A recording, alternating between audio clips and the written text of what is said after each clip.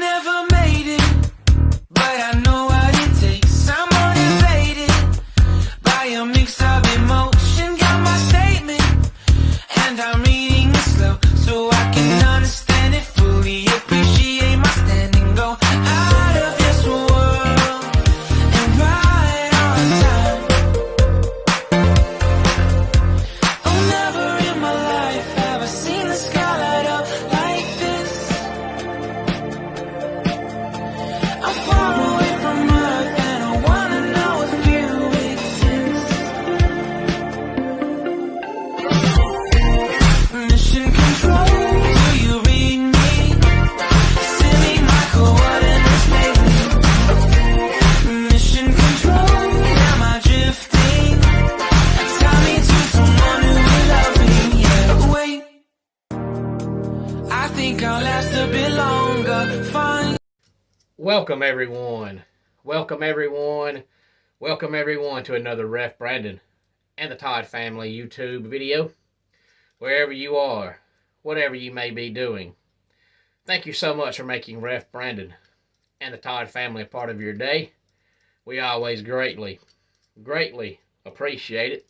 Before we get into today's video, don't forget to go to prizepicks.com and enter the keyword Ref Brandon to double your deposit right now just by going to prizepicks.com and entering the keyword Ref Brandon.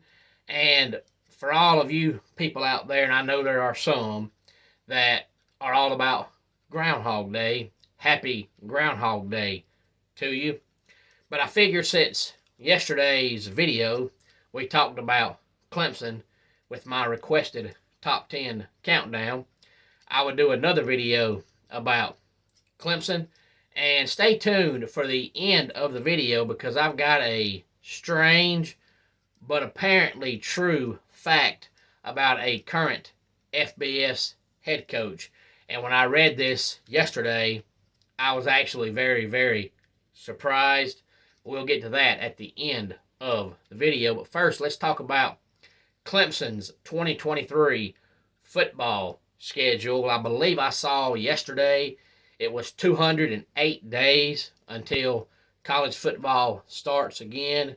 And if I did see that, it's now 207 days until college football starts again. But Clemson's schedule came out, I believe it was on Saturday. Clemson new offensive play caller Garrett Riley came out and said they're going to be fast, they're going to be explosive, and they're going to be fun to watch. So I'm sure that's going to get all the fans excited. But for the second straight year, they're opening up on Monday night, the 4th of September, Labor Day night. Of course, last year it was Georgia Tech. This year it's against Duke, and that'll be an away game. Apparently they had a last-minute cancellation, so they had no opponent for week 1. So Duke is now going to be week 1, Monday night, September the 4th on Labor Day night. That will be an away game. And then 3 straight home games. After the opening game against Duke on that Monday night, there's no Thursday night games for Clemson and no Friday night games. The rest of the season is all on Saturday. Week 2, home against the Buccaneers of Charleston Southern. Week 3, home against Florida Atlantic. And week 4, home against Florida State. Week 5, away against Syracuse on the 30th of September. We move into October. On the 7th, they play a home game against Wake Forest. They're off in week 7, so they have 6 games, bye week, 6 games. So their bye week falls right smack dab in the middle of the season. And then week 8, game number 7, away game against Miami on the 21st of October. Then the 28th of October, away again against NC State. And as we move into November, kind of a revenge game because Clemson looked pitiful in this game this past year. November the 4th, home game against Notre Dame. Week 11, game 10, home game against Georgia Tech. 18th of November, North Carolina. And the final game of the season, shockingly, surprisingly, is against South Carolina on Thanksgiving weekend. And that game will be in Columbia this year. Now, today, I'm not giving you my Clemson prediction on how many games they'll win. I'm just giving you the schedule. And just like last year, sometime before the season starts, I'll come back on here and tell you how many games I think they'll win. They've got 7 home games, 5 away games, which is kind of par for the course. Most teams now, unless you have a neutral site game, you play 7 home games and 5 away games, so that's normal. Opening the season against Duke on Labor Day night, I can remember when Tommy Bowden was the coach and Clemson lost to Duke. It might have been 2002, I believe. And after the game, all the players and the coaching staff were saying there was no worse place and tougher place to play than Durham, because this is back in the days when Duke was terrible at football. Now they're decent, but back in the early 2000s, they were terrible. And I can remember all the players and coaches saying you go there and it's like a practice. There's only 4,000 or 5,000 people in the stands, and the ones that are there are either studying for classwork because they need some quiet time and the football stadium was quieter than their dorm room, or they're laying down somewhere stretched out sleeping. So they said it was impossible to get motivated for that game because you felt like you were at practice. But as I said, back in those days, Duke was terrible. They had a really good year in year number 1 under Mike Elko, so I expect it to be a different atmosphere this time. But I can remember hearing that story 20 years ago when I was in high school and they played Duke and they lost. And I want to say it was 2002, but I might be wrong on the year, but I think that's right. But 4 non-conference games, like always: Charleston Southern, Florida Atlantic, Notre Dame, and then, of course, South Carolina. Any early thoughts on Clemson's 2023 football schedule? Please feel free to let me know. And now it's time for the strange but apparently true fact that I never would have guessed. And if anybody wants to do research on this, feel free to. I did a little bit, but not completely.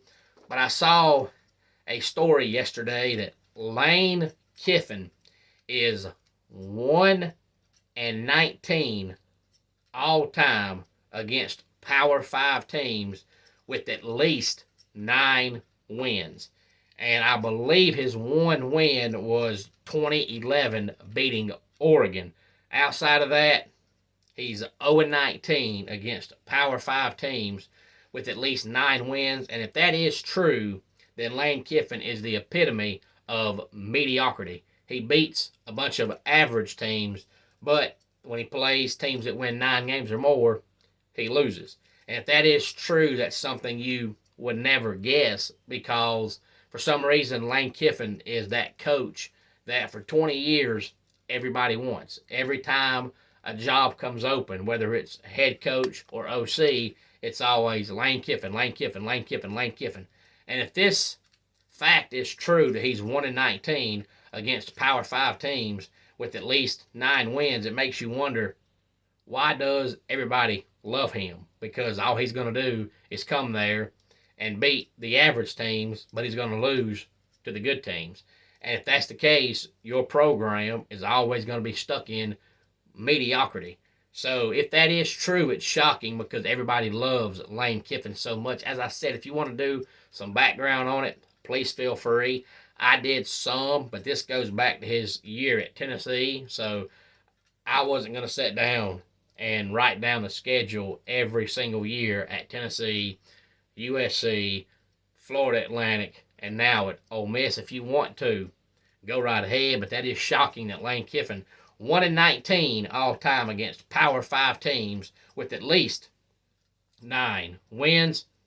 Homes for our troops is a publicly funded 501c nonprofit organization that builds and donates specially adapted custom homes nationwide for severely injured post 9/11 veterans.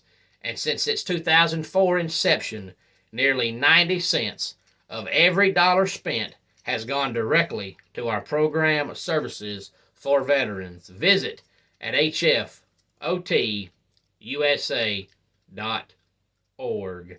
Let's go ahead and get our dad joke of the day in here. And I figure since it's tax season, we would do a dad joke about that. What did the accountant say while auditing a document? Whew, this is taxing. And that wraps it up for today's Ref Brandon and the Todd Family YouTube video. Until next time, it's Ref Brandon saying, just like in pro wrestling, life can be over by the count of 3. Tell your friends and family how much you love them. Bye.